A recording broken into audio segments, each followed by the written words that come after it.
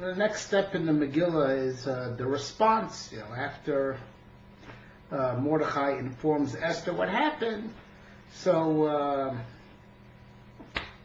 Esther says, "Lech k'naises kol Yehudim shevushan tzulai v'al tachlu v'al tishtu shlosh tzivim v'al b'yom." Gather together, right? Knos doesn't say tell the Jews of Shushan, to fast and pray alone. Just gather them together, and they will fast and they will pray, right? That step one of overcoming Haman with the public prayer and the repentance and the fasting was done communally, right? Together, where not just every individual in this house, but together, like knos, right? Pull them together.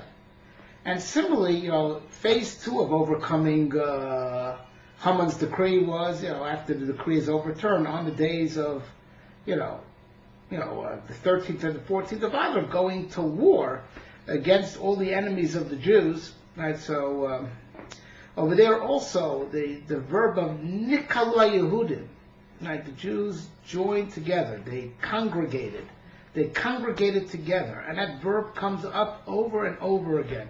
They congregated together, right? So that's gathering together by the fast and prayer, and congregating together by the war.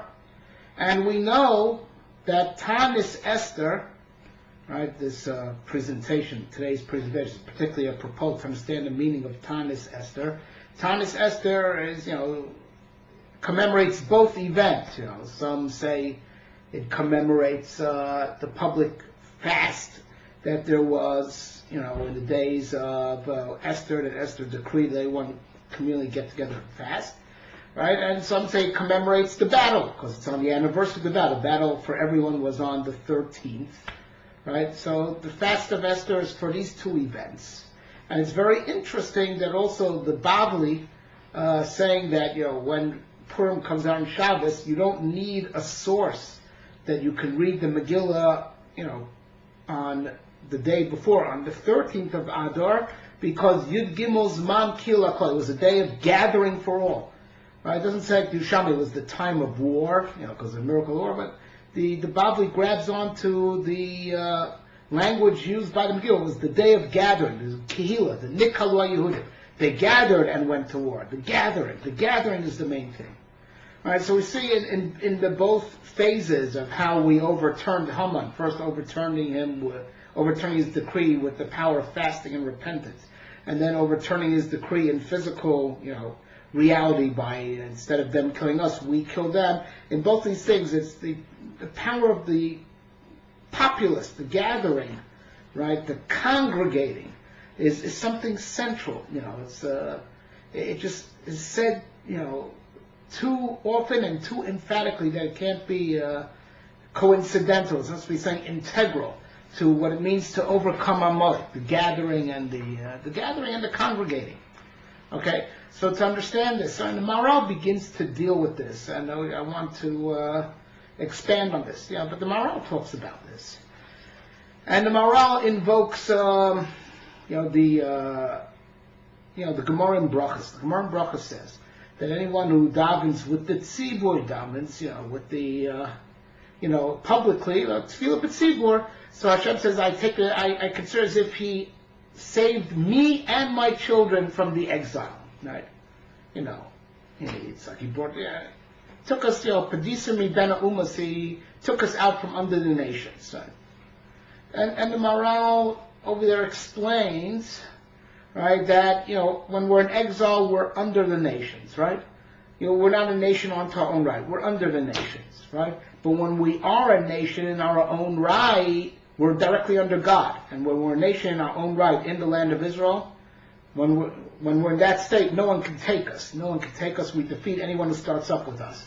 It's only when we're in exile that we're vulnerable. Because we're in exile, we're under the nations of the world. But when we're our own nation, we're under God, and once we're under God, no one can take us because we're directly under God, so we have God, with us. So when you daven with the tzibur, you awaken the nationality of the Jewish people. The tzibur awakens Jewish nationality, and it awakens us as a nation in our own right, because we congregated together. We bring out our nationality, and when we bring out our nationality, we're once again directly under God, and that's why it's as if we're redeemed from the exile. So God says, if you redeem me also from the exile, because God goes into exile with us, because He loves us. So, and when you daven with the tzibur, you awaken Jewish nationality, and we as a nation are under God alone, not under any other nation. How we're an independent nation puts us directly under God, and we awaken our being a nation in our own right by getting together. And that's what the Maharal says, what Esther wanted that power to be, that power to emerge, right? That we're a nation in our own right. So,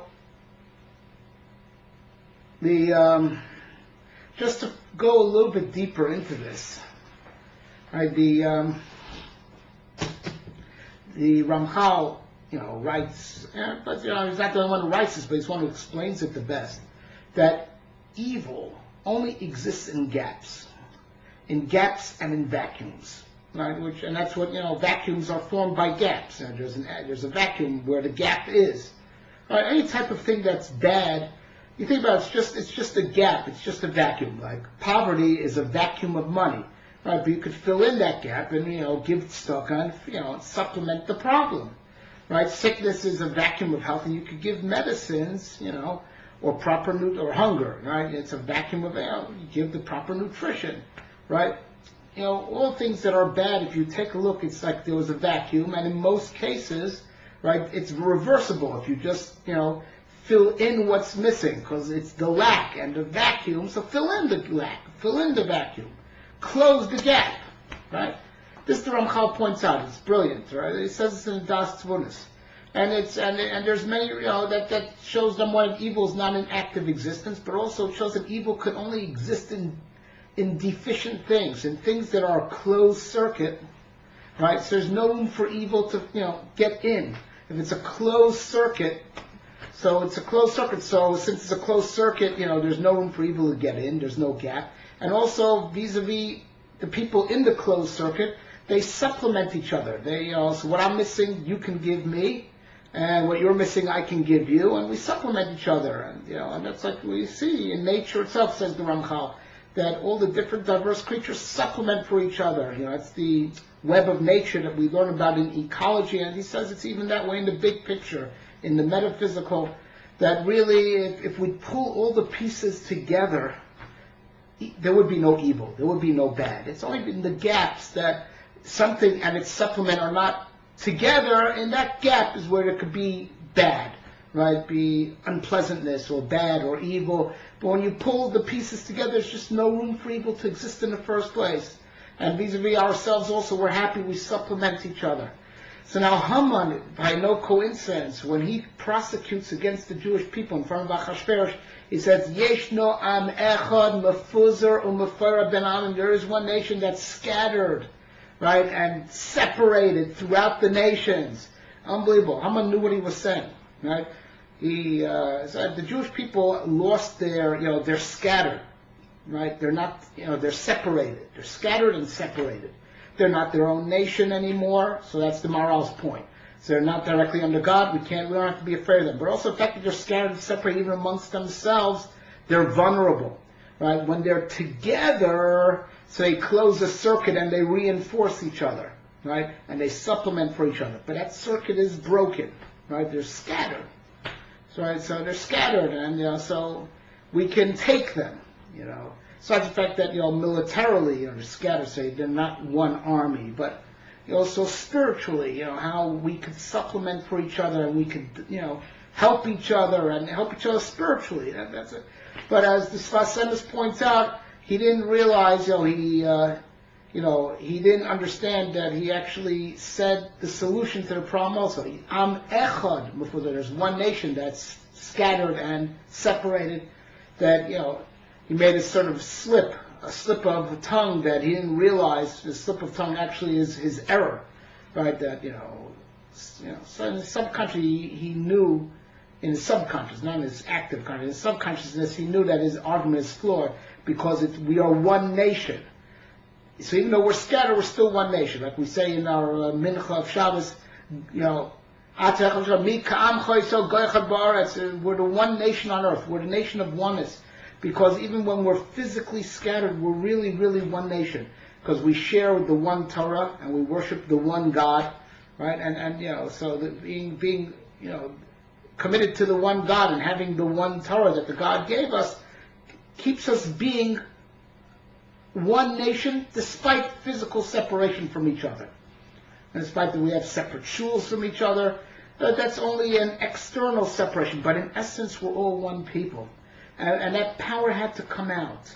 Right? When that power comes out, there's no room for evil anymore. And that's what Esther was doing, and that also was the secret for that outstanding miracle, military miracle that happened, by the war. So Esther wanted to bring out this power, like the Gemara explains, by not just everyone should fast and pray. If it would be done as separate everyone in his own house should fast and pray, it would have not overcome Amalek.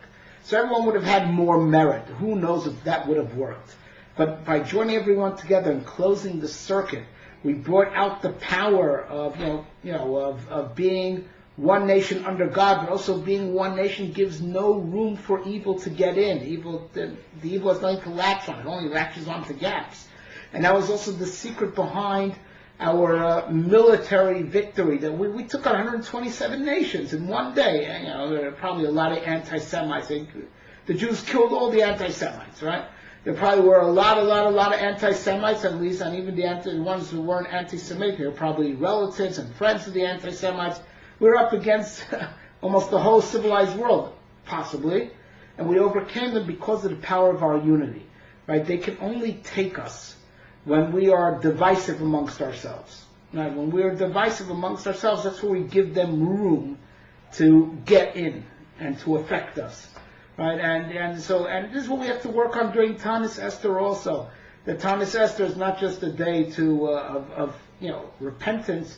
We have to also work on and preparing ourselves to feel the achdus that we're supposed to feel on Purim. And Purim, we dance with each other and we give shlachmanis to each other. And so it's also a day of not just preparing for Purim, that you should fast before you eat.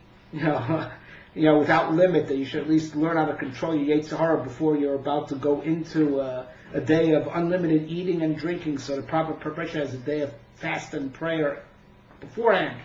So that when you'll do your Purim properly, your Purim shouldn't come from your Yetzer Hara. Your Purim should come from your Yetzer Tov, right? But also it's time to think about this, that the main power of this fast and the main power of the war came from the unity between the Jewish people. That when the Jewish people are in unity, evil has no room to get in and affect them. It's closing the circuit, and that's what we also have to prepare ourselves. So it's not the fast and prayer; it's not just a day to prepare for the spiritual side of Purim and to prepare ourselves that we should eat like people on Purim and not like animals. That we should prepare ourselves spiritually to do the day properly. It's also we have to work on preparing ourselves to be in unity with our fellow Jews. That's also a theme of Taanis Esther.